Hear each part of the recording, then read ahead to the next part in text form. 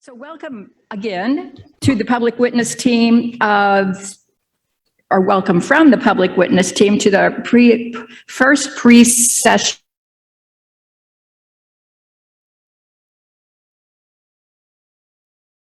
We hope to be having many conversations as we move forward into this election season about voting, faith, and politics. But let's start with prayer, please. Great God, keep this nation under your care. Bless the leaders of our land, that we may be a people of peace among ourselves and a blessing to other nations of the earth. Help us elect trustworthy leaders.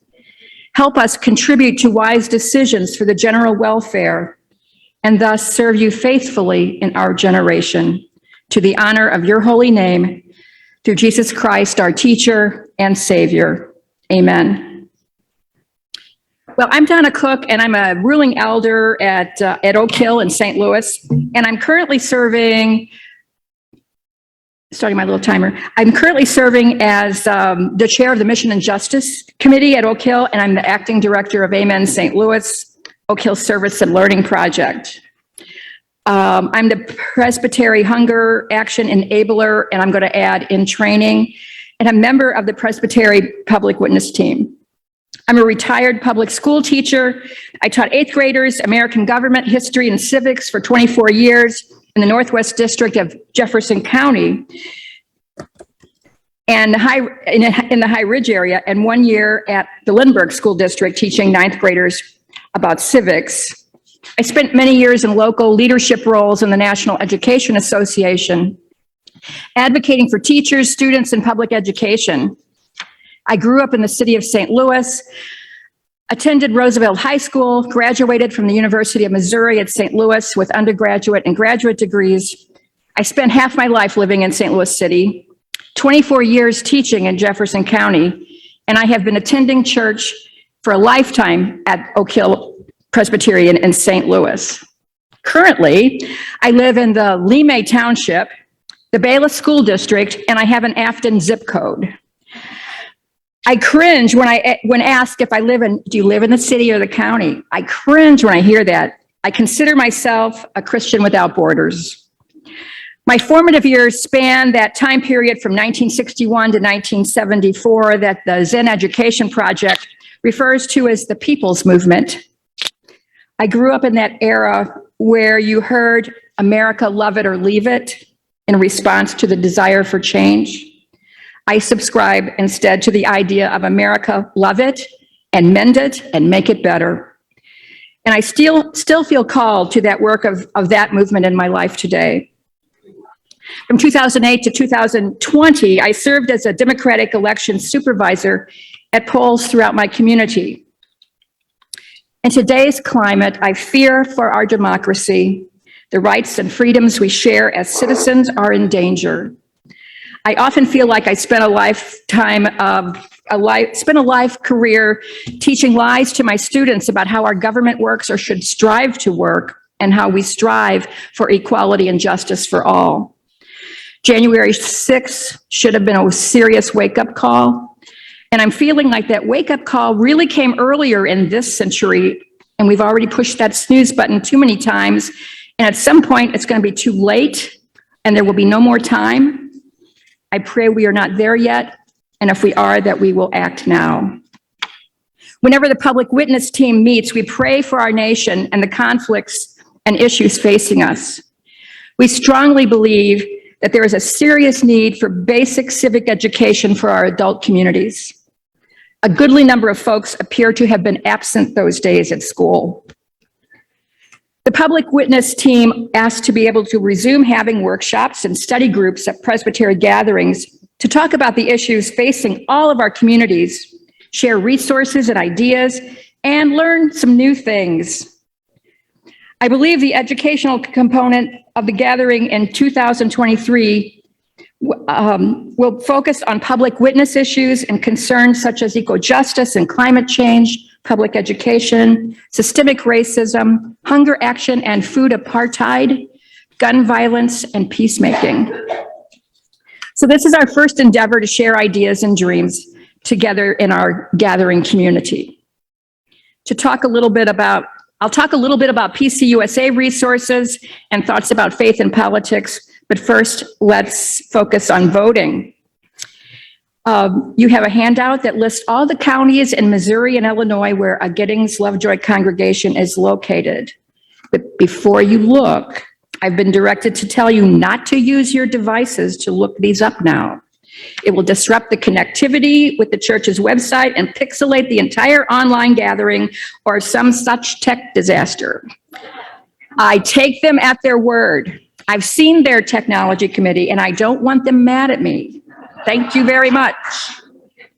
Anyway, the links should connect you at home, when you go home, with the appropriate election authority where you can find information for registering to vote, changing your voting addresses or name, and requesting an absentee ballot. I've also listed the upcoming primaries and general elections to be held in Missouri and Illinois, and the cutoff dates to register. I had originally planned to encourage all of you to help your congregation to register, change their voting addresses, and apply for absentee ballots. You know, these technically can easily be done with the laptop or a tablet from your church vestibule or during a luncheon or other church event, and also encourage you, your members who work with outreach organizations, I'll get there, with outreach organizations like food pantries, to encourage those organizations to help clients they serve to accomplish these tasks. And I had planned to help Isaiah 58 Ministries assist with voter registration at their Juneteenth celebration. But alas, the Missouri House passed House Bill 1878 on Thursday and has sent it off to the governor for his signature. I want to share a little bit of a Facebook post from Peter Meredith, who is Missouri State Rep from the St. Louis area. He posted Thursday night, just passed what is probably the worst bill of the year, an elections bill that not only includes photo ID provisions intended to disenfranchise communities that are already the most disenfranchised, and so much else, but a couple of the most appalling new election violations I can imagine. The bill will make it a crime to give someone an absentee ballot application. They claim it's about ballot harvesting, but it prevents a campaign from simply giving out absentee ballot applications to older constituents. It even would prevent someone from giving an application to their grandmother or to her friends at a nursing home. It would make it a crime to get paid to register voters or to let a voter help register more than 10 voters without first registering with the state. I want you to know, on Friday, I sent my application to the state to become registered as a voting registrar. This is something groups of all types normally do, trying to register voters, especially in communities with low participation. Heck, we've always had booths at neighborhood events with voter registration and absentee applications, and I've hired students to go door to door doing the same. All that would now be criminal. Again, this is Peter Meredith speaking. These crimes would be election felonies and cause a person to never be allowed to vote again. And even an accusation of such a violation by a campaign would entitle the Secretary of State to subpoena their records in detail and publicly report them as under investigation for election violations. Something that might come in pretty handy for a Secretary of State in the midst of a competitive election that wants to target his opponents. They PQ'd, I don't know what that means, and ended debate because the floor leader wanted to go home early and I didn't get to point these out. Meanwhile, I think we spent more time today with folks saying goodbyes and patting each other on the back than actually debating legislation. On the second to last day of session, which is typically a marathon going late into the night, working on bills, it's a strange session to say the least. But I think this bill may be the worst thing that passes this year. The governor has 15 days to act on a bill if it is sent to them during the legislative session, and 45 days if the legislature has adjourned or has recessed for a 30-day period. So we'll see what happens. As I said, in the meantime, I figured out how to register as a voting registrar. I want to take a second here and introduce, here I found it, Nigel Holloway. Many of you may vote. He has brought voter registration forms to use if needed, and he's a registered registrar, so he won't go to jail for doing that. So, so if you have questions, you can chat with him on our breaks or at lunch. And thank you for being here today. Okay, so as I was collecting the information for registering to vote, I was struck by the differences between Illinois and Missouri, and also by the differences between counties in both states. Missouri and Illinois have the same ID requirements to register, but in Illinois, there is same-day voter registration. If you show up at the correct poll on election day in Illinois and offer the approved registration identification, you can vote that day. No, not so in Missouri. The last day to register in Missouri is 27 days before the election. 20 states and the District of Columbia have same-day voter registration. Another relevant difference, Missouri is one of only 7 states that requires absentee ballots be notarized. Illinois does not. Illinois allows early voting. Missouri requires you declare a reason for your need to vote absentee. And as I said, that ballot must be notarized. There's no early voting in Missouri other than by voting absentee in person, and still you must choose from the acceptable options for voting absentee. There are 35 states that have no excuse absentee voting. So as I see it, one state tries to free barriers to voting for those qualified to vote, and I emphasize qualified to vote, and others seem to put obstacles in the way. Granted, Missouri modified some of its requirements during the pandemic, and half the people I know became notaries, including myself, to help their neighbors vote early. Sadly, those new rules have reverted back to the old method. We see voting suppression, systemic racism, felony disenfranchisement laws, outdated registration and voting systems. All of these are real things, and we need to work together to make voting accessible for every qualified voter. But I want to boast about St. Louis County Election Authority here for a minute. One of the most important things about voting anywhere is that you show up at the correct poll. You just can't go randomly vote somewhere. That's why checking your registration online and making sure your address is up to date is most important. But in St. Louis County now, if you are registered to vote in the county, you can show up at any poll in St. Louis County and vote. They now have print-on-demand ballots. You show up, show your ID, and they print the ballot with all of the relevant contests and issues for your home address at any polling place. Talk about reducing barriers to voting. Here's a great example. It does take an investment in technology, but what an opportunity this is to help encourage voting. And I know that down the road,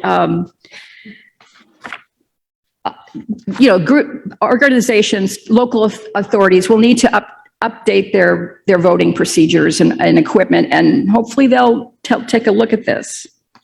So there's a resource that's listed in the list that you can't look up right now. About voting rights. Here it is, for those of you at home can see it.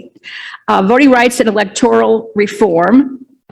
You may find this one helpful for your congregations when talking about the importance of voting in every election and the rationale and theology behind voting reforms proposed by many in our denomination.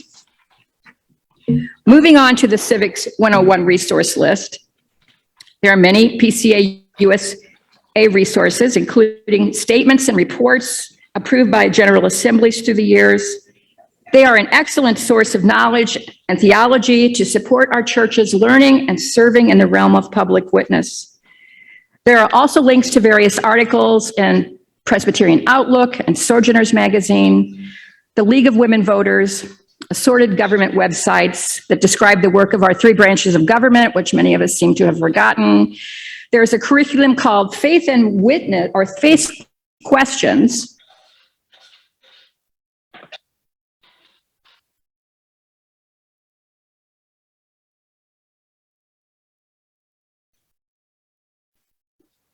And they look like they would be good conversation starters for your adult community. And as I said, you may already be familiar with those. But I've noticed as I was researching information, and I really tried to focus on PCUSA resources about faith and justice and politics, but some of the work of the General Assembly often goes unnoticed. Or maybe it would be better to say that your average person in the pew is unaware of some of the results of all that work. Which leads me to pointing out a report from a group of clergy in the St. Louis area to the 223rd General Assembly in 2018. It's called A Gospel from St. Louis, and I don't know if you all are familiar with this.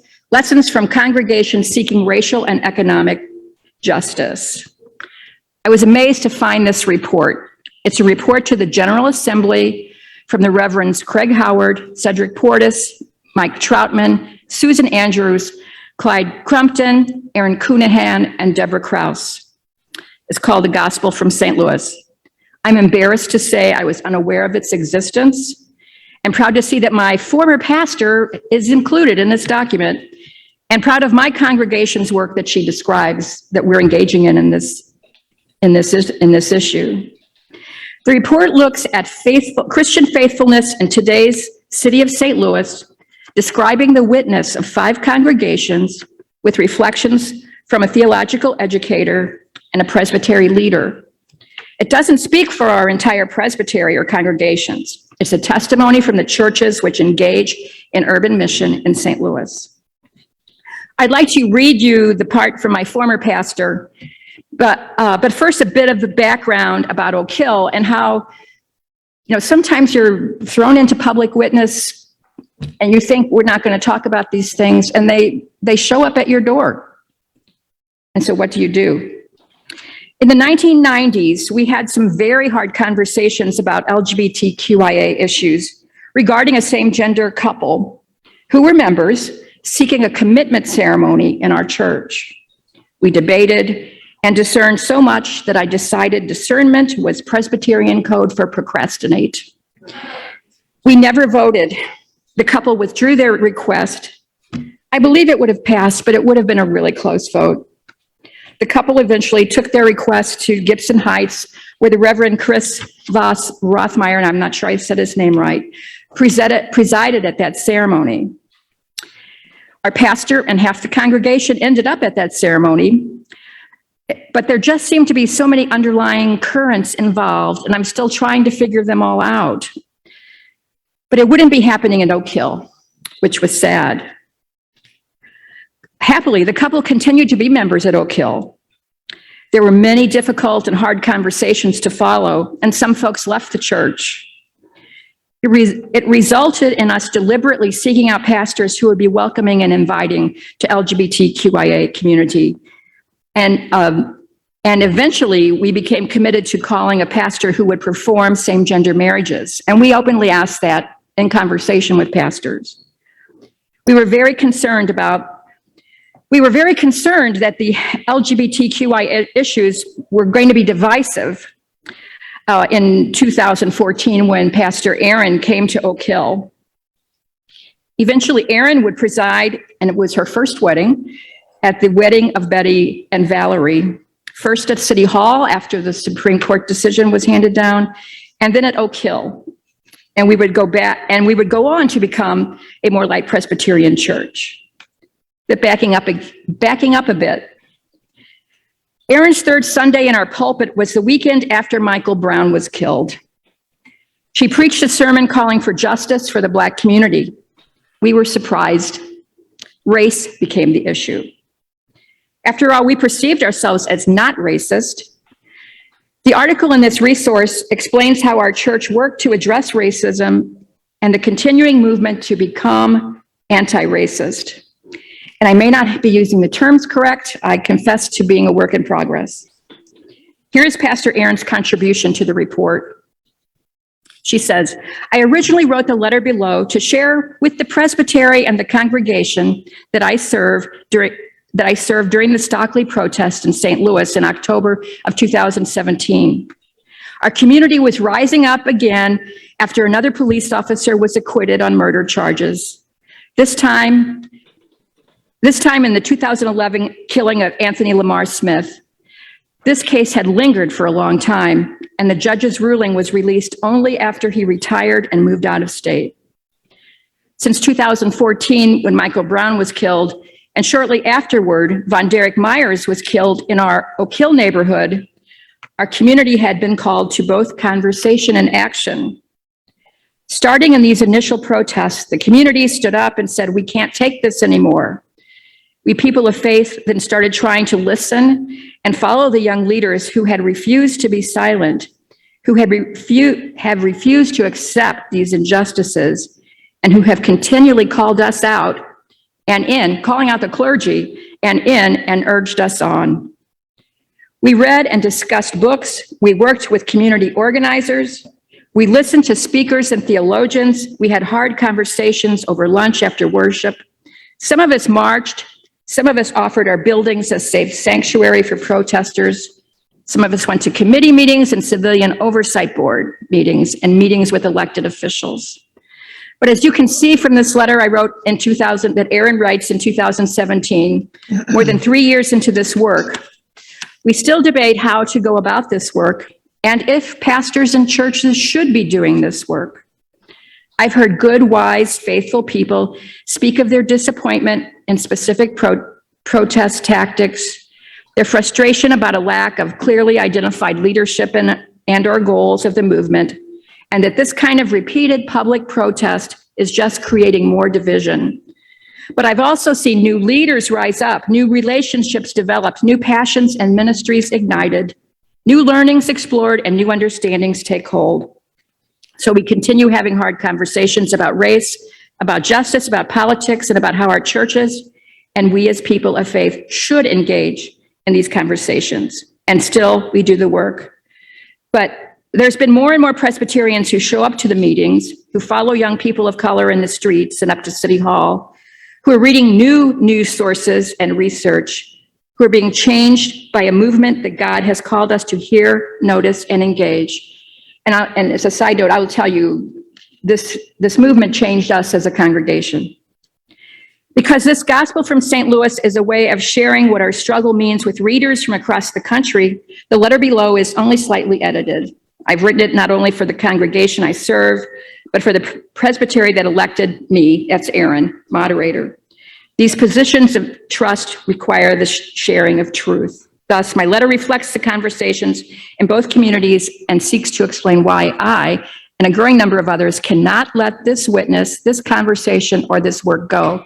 And I would argue that this argument applies to all of the things that so many of us lift up for the church to consider. So Aaron writes, "This is hard, and I get that. This conversation we are having in our community here in St. Louis and in neighborhoods, schools, churches, and communities all around our country about racism and policing and protest is hard, all the emotions, all our different cultural backgrounds and personal relationships, histories and experiences, political leanings and theological positions. It makes it hard and complicated and difficult to talk about. But I have this little flicker of a vision, of a dream, or a hope that church could be the very place we go and gather and discuss and debate the things that matter most to us, the passions of our hearts and the great questions of our spirits, and disagree and explore and learn and try and still stay in a relationship with one another. In my dream, vision, hope, it is still hard, but it is good and gives us life and reeks of faithfulness and makes God proud." So here it is. I'm describing Aaron here. "I am a rule-following girl. Looking at my Facebook posts, my photos, well, even listening to my sermons over these last months and years, you may not think that, but deep in my heart, I am a rule-following girl, and I like to make lists and check things off. As a kid, I loved getting stars on the chart for assignments completed. I love a super detailed worship bulletin, and I still read all the instructions before I take the pieces out to play a game. My friends tease me because even jaywalking makes me anxious. I am a rule-following girl," Aaron says.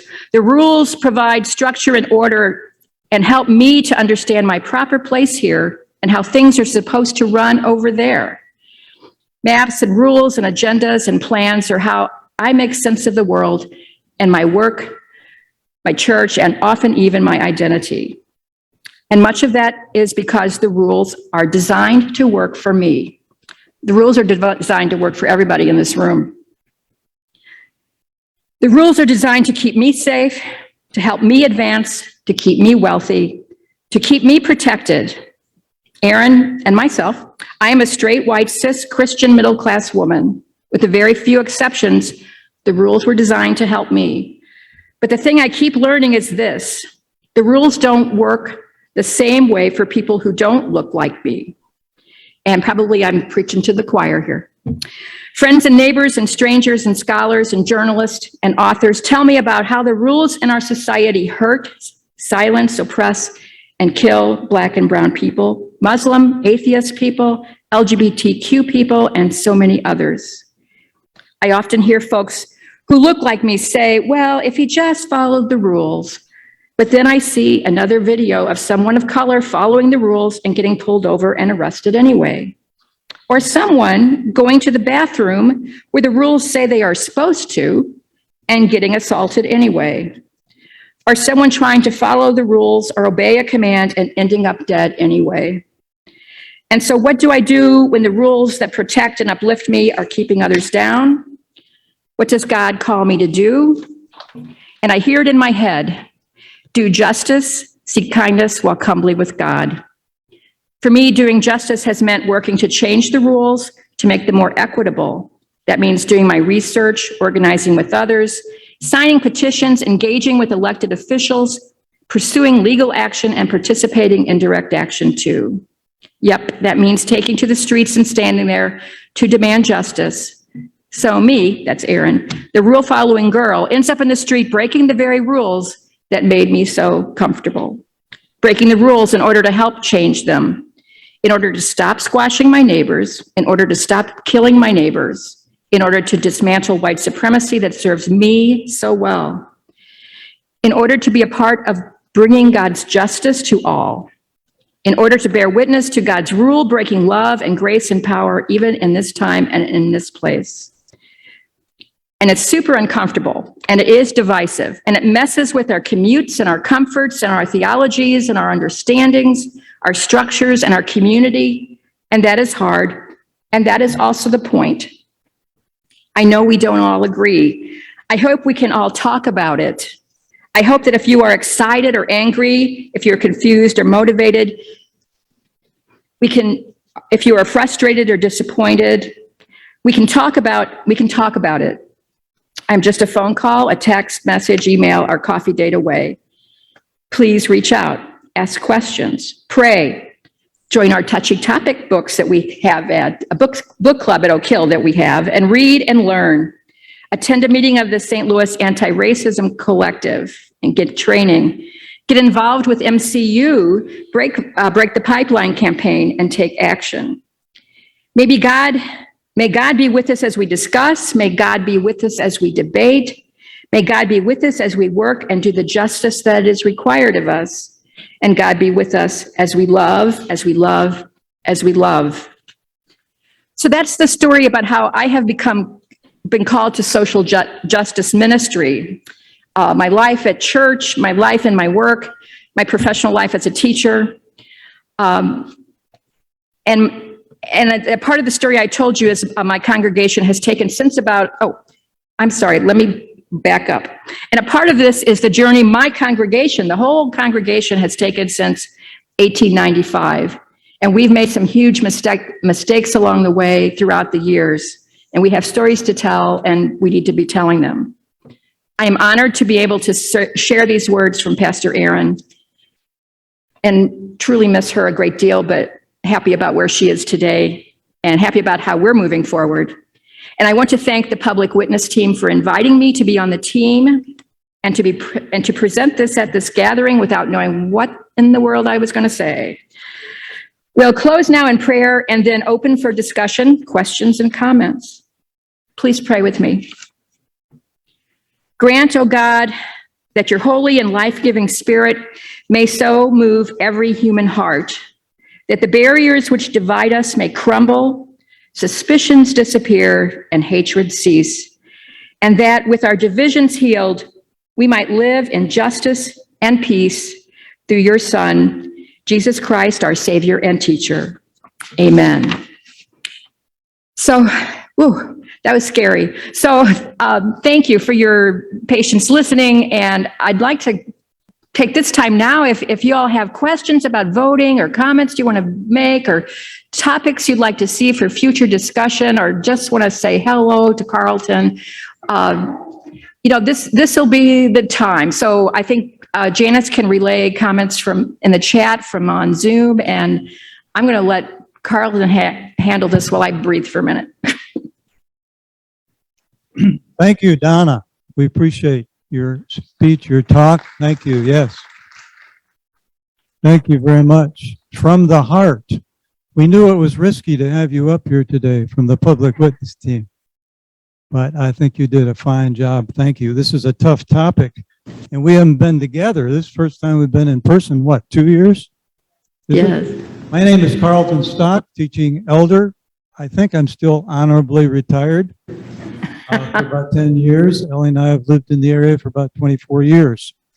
There's a couple of people from the public witness team, which I am on, Aline and Nigel up here in the front. And anybody else who walked in from the public witness team, raise your hand. Oh, back there. Yes. Okay, good. Thank you. It's good. So there's a few of us here. And Donna, of course, you want to stay up there and take any comments that would come to you. So we have about, about 10 minutes, 9 minutes, 8 minutes, 10 minutes. 10 minutes, she says, 10 minutes. So are there comments, questions? I know this is a big area, and this won't be the last time that we meet and discuss these things. These are huge, and they take a lot of discussion. But the one thing that we hoped was this could be, we're talking about politics, we're talking about elections coming up the next year or two, some very important elections, as you well know. And we wanted to be able to talk about it as a presbytery in a broad way, in the sense of what's it mean to vote as a person of faith or a community of faith, as opposed to I'm going to vote Republican, I'm going to vote Democrat, I'm not going to vote at all, I'm going to vote independent. Whatever it is that we hear on the news and see on the news, I know we have feelings, we have opinions, I do. We all have those things, but we try to discuss them in a way that we can help each other with what it means to be faithful in an election time. And a very critical time, as you're well aware. And you made mention of democracy, you fear for democracy. I think that is true for our country and many others. Is there a comment or question that you'd like to make this morning? Yes. Can you see the online people? I'm P, and I just wanted to say thank you for acknowledging the different groups, the LGBTQIA, as well as Black and Brown, and women. You didn't do that specifically, but when we advocate for a particular group, that's wonderful because we need that particularity. But yet, if we don't advocate for all particulars, we don't advocate for anyone. So we just putting that under a bigger umbrella of faith, and so I just appreciated that focus. Thank you. I carried at the Women's March in, what year was that, 2017, I carried a sign that read, because I'm a feminist, but I also commented that on my big sign it said, white, cisgendered, American-born, et cetera, et cetera, et cetera, check your privilege. And yes, I should have mentioned women, but I'm up here rattling on, it's implied. But thank you. Thank you very much, MP. Great. We have somebody on Zoom that would like to ask a question. I guess we have to, technology-wise, we have to switch, have to mute here. Oh.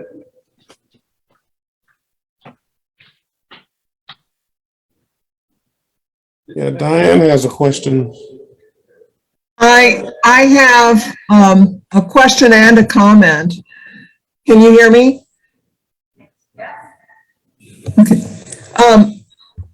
First of all, I want to say that the document that Donna was reading from, that both Craig Howard and Pastor Aaron were part of writing, was one of the documents that the very first team that wrote the apology to our African American sisters for the sin of slavery and its legacy used to reference. And it was also presented, I believe, when the GA was here in St. Louis as a formal statement of confession and that sort of thing. At, I think that was the 223rd GA. So we found it very helpful as far as what some people in the Presbytery were thinking at the time. The other question I have is, does Donna feel like maybe every church in the Presbytery should find someone who will register as an official registrar? Just throwing that out there. A good idea. And I was going to suggest that, and I didn't, obviously. But you can find that application not easily online. If you look at, I was searching the Secretary of State's, ours, couldn't find it. I found it. It showed up in a link when I asked for how to register as a registrar, or how to be a registered solicitor. Maybe I brought that document with me. But anyway, I found it at the Kansas City Election Authority website. So then I saw John Ashcroft and I had a moment of like, is he still been living in a bubble for 2 years. Was he the governor? What is this? So I had a moment of confusion. It was like, which was like really stupid, like, what is your brain doing? And it's like, okay. So I looked it up. It's like, oh yeah, duh. But yeah, Kansas City Voting Authority. In my stack of stuff here, I have a list, and maybe we can find a link on the Missouri, or we can post it. We can post that application on the website, the link to that, but you can't look it up now. Any other comments or questions? Sir? Ali. Just wanted to say that Nigel's here. Thanks to everybody. So my name is Nigel Holloway, and I'm very pleased to be here. And can you hear me okay? Yeah. I had a little problem with the sound. I just wanted to say that really my feelings about religion and politics, and that we face so many overwhelming challenges. I think as individuals, life can feel overwhelming. And for me, that's one of the reasons why I attend church, why I am a Presbyterian, is because God helps me to deal with that sense of feeling overwhelmed. And when I sat here listening to what you were saying, Donna, I felt overwhelmed because it was news to me that people who want to register others to vote have to register themselves. So I'm sitting here and thinking, I'm not registered. Am I doing something illegal? I think you're okay until August 28th. If the vote is, if the ballot is, if it's signed by the governor, you're good until August 28th, but it's free. You just fax it in. But it's just like so much, I think, of what we face today is it's all coming at us, and we need to find a way to navigate, but also, to listen to others, but, to listen to God, and that God will help us feel less overwhelmed. And, that's why I'm here, I guess, is because I do see a role for our church and for our spiritual life to help us overcome, the obstacles we see. So I just wanted to say that because, it helps to center me and maybe you, why are we here? And, that's why I'm here anyway. Thank you, Nigel. One,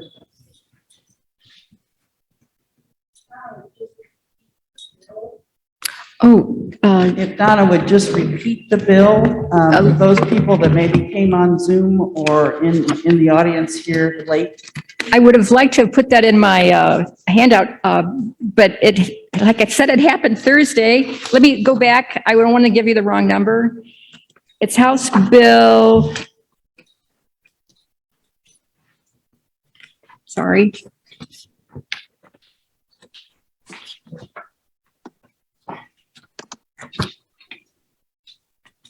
Okay, come on. Here we go. Another one. Here, this is from the Missouri Voter Protection Coalition. It's House Bill 1878. 1878, and it is, 1878. and it's been passed by both the House and the Senate, and it's been sent at the close of session, and it's been sent to the governor. Information provided today will be on our website on the gathering page, and we'll send it out in the newsletter. Supporting all the support information.